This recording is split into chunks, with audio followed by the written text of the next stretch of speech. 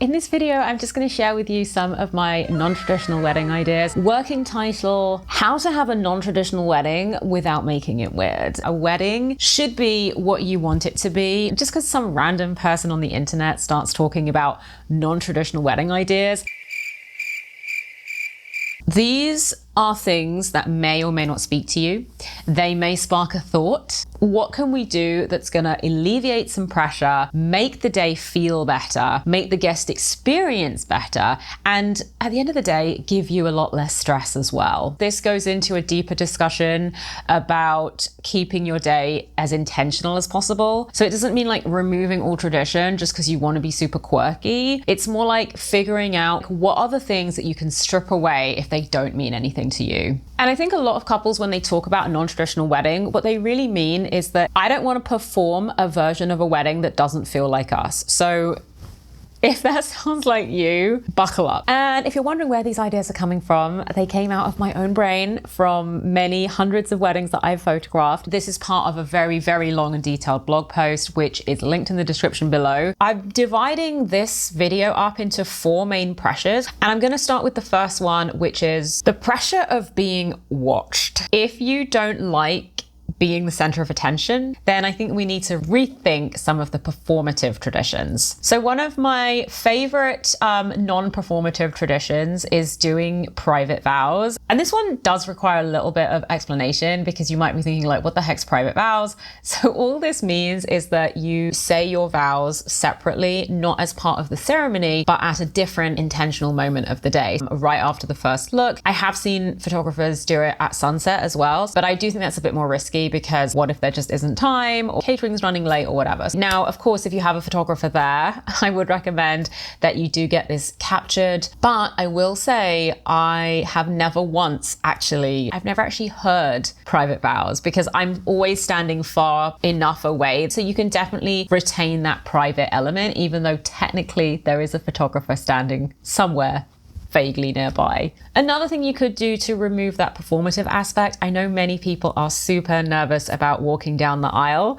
literally having nightmares about falling over. Let's just remove that completely. So what does that look like? Well, you could be in the ceremony space, like mingling. You could have an additional cocktail hour before the ceremony. So people are arriving, they're grabbing a drink, and then you are also there to greet them. There are 2 other main moments during the wedding day that involve all eyes on you. There's the grand entrance and the first dance. Now, a grand entrance is pretty easy to skip. Just in case you don't know what a grand entrance is, it's typically when cocktail hour is wrapping up and the guests are now seated for dinner. The couple is announced, like, hey, presenting for the first time, the newlyweds. That can feel deeply performative or just weird for a lot of couples. So you can skip that. And the other main one that I just want to touch on, first dance. So if you really don't want to do a first dance, you don't have to. The next subset of pressures that we're trying to get away from. So this is number 2, if you're following, of the 4. And I'm calling this one, if the default wedding roles don't fit, then change them. Inherited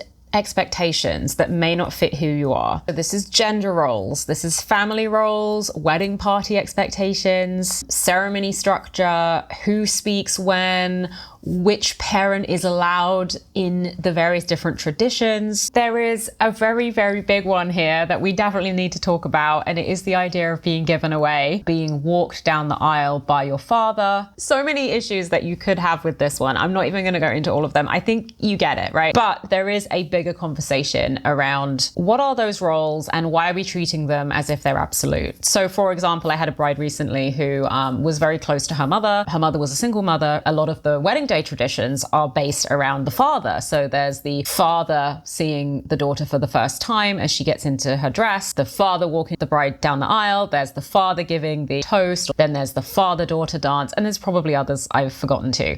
In that situation, what's a way of incorporating the mother that isn't necessarily just like a replacement into those pre-existing roles, but just a way of celebrating that unique relationship? I also feel like for LGBTQ plus couples, there is such an important discussion about the heteronormativity of weddings. Even something like the first look, which is a very new tradition, I would say, it might not be the way that you want to see your partner for the first time. The partner that's waiting at the altar. The first one to walk down the aisle is kind of in the groom role. He is seeing the bride as she walks down the aisle. You could do a walking in together, but there's no right and wrong way to do this. So again, I'm just inviting the conversation to happen. Another very quick one for this section, that just because it's like, you may not have thought of this, but mix up guest seating. So you don't necessarily have to have the two sides. What was that sign I used to see like 10 years ago? It would say, pick a side, pick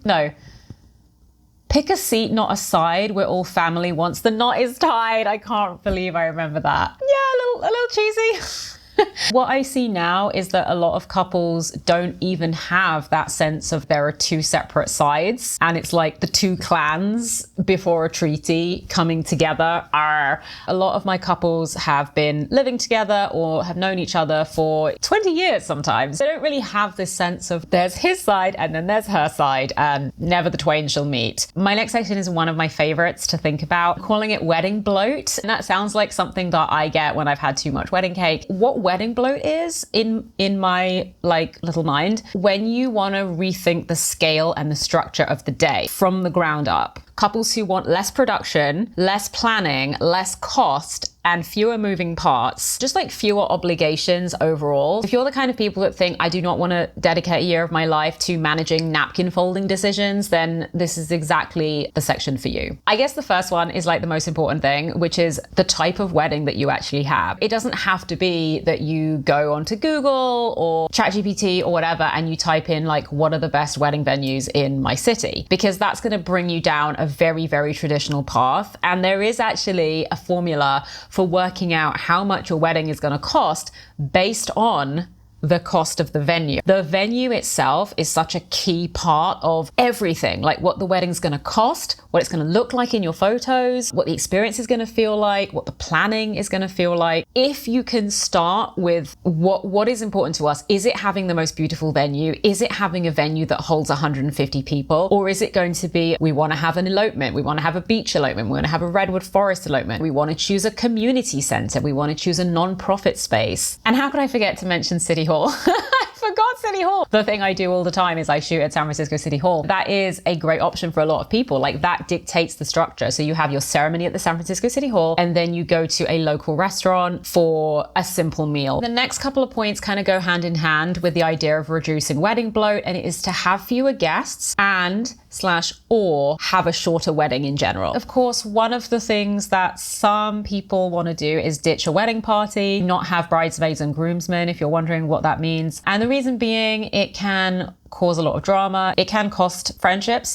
Believe me, I've heard so many stories. But for others, they couldn't imagine getting married without, at the very least, their maid of honor. My final one of these points that is talking about the wedding pressures, and this is number 4. If you want the day to feel more personal, it's the idea of choosing something specific over something novel. So basically like avoiding those generic choices, which I know are sometimes locked into the wedding path that you may have already chosen. But what do I mean by not going with the generic choices? Well, the most obvious one that comes to mind is not wearing a white wedding dress if you don't want to. Wear color. I've had brides wearing a red dress. Very recently, I had a red dressed bride dancing around City Hall. I had a pink dressed bride. She actually made her own magenta pink dress. It was incredible. Just something that feels right and feels cute, but isn't necessarily the white dress or the black or blue suit that's become the groom uniform in the last few years. Next big one in this section is having food that you actually like. Food is one of the most expensive parts of the whole wedding. It is something that is oftentimes determined by the venue or by the kind of structure you have. Like not everyone can have a taco truck at their wedding as the main food event, but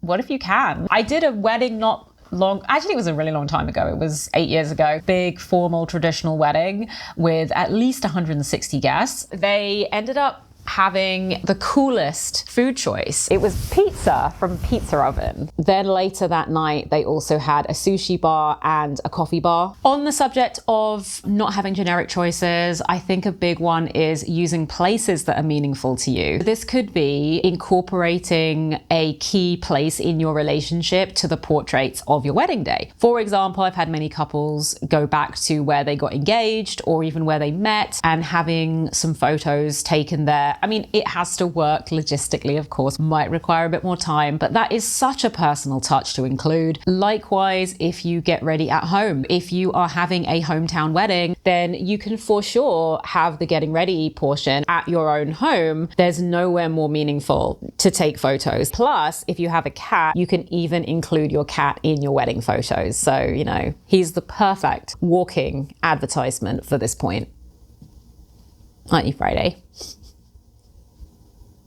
Non-traditional still needs structure. Flexible doesn't mean chaotic, and simple doesn't mean that it can be underplanned. You can skip traditions, but sometimes the traditions are there for a reason. I don't know why I'm thinking of this one because it's not a very old tradition, but the tradition of the grand exit at the end of the night, that exists for a reason because it tells people, hey, it is the end of the night, you must leave, as opposed to just like turning on the ugly lights and blasting bye bye bye from NSYNC, which is how some DJs do it. So yeah, sometimes these traditions are a way of efficiently and strategically, he's chewing my cable, moving through the day. But sometimes they are remnants of like a patriarchal system or a system that just doesn't speak to you. So I guess that's my own caveat to this, is sometimes having a non-traditional wedding means that you have probably more reason to hire a good planner. Doesn't mean that you have to have one. It's so nuanced. It depends on so many different aspects, and budget is just one of them. But sometimes, for example, if you're like, we want to get married at home, that's going to mean way more work to turn your home into a wedding venue than an existing wedding venue. If you're looking for a photographer in the San Francisco Bay Area, please get in touch. There is a link in the description of this video, or if you're on my website right now watching it, then it's going to be on my contact page. Thanks for watching and sticking with me until the end. Bye guys.